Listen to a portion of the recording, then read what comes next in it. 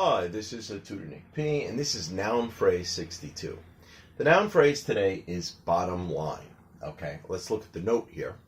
The bottom line is commonly used in several ways. Today we're going to cover three different meanings and three different uses of bottom line, and all of them are used commonly in business. So that's why this could be a little confusing sometimes for students. Sometimes students say, well, didn't bottom line mean that?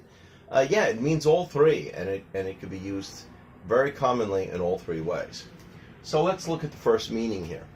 When negotiating a deal, the bottom line is the least amount of money a person or group is willing to accept. So the first one basically just means this is your bottom price. You can't go any lower than this price.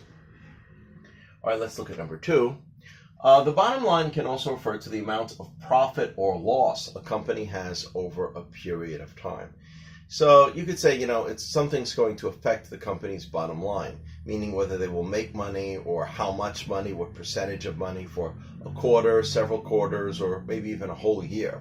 It could affect their bottom line. All right, and let's look at number three.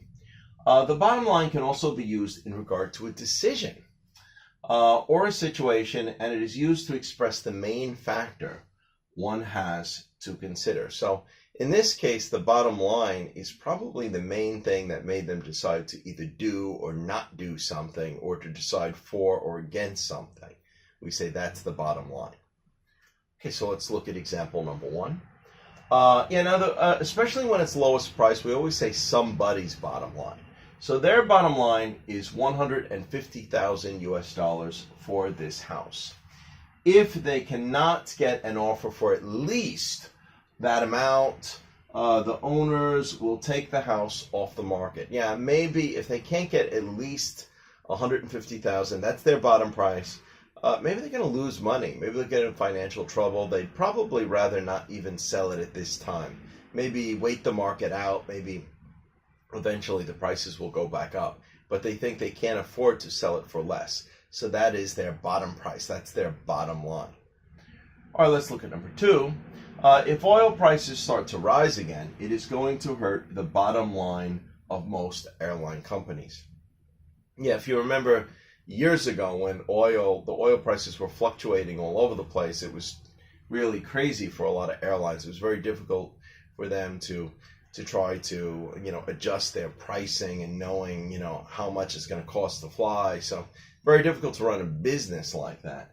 And when prices go up, and especially if they stay up for a very long period of time, it may hurt their profit margin.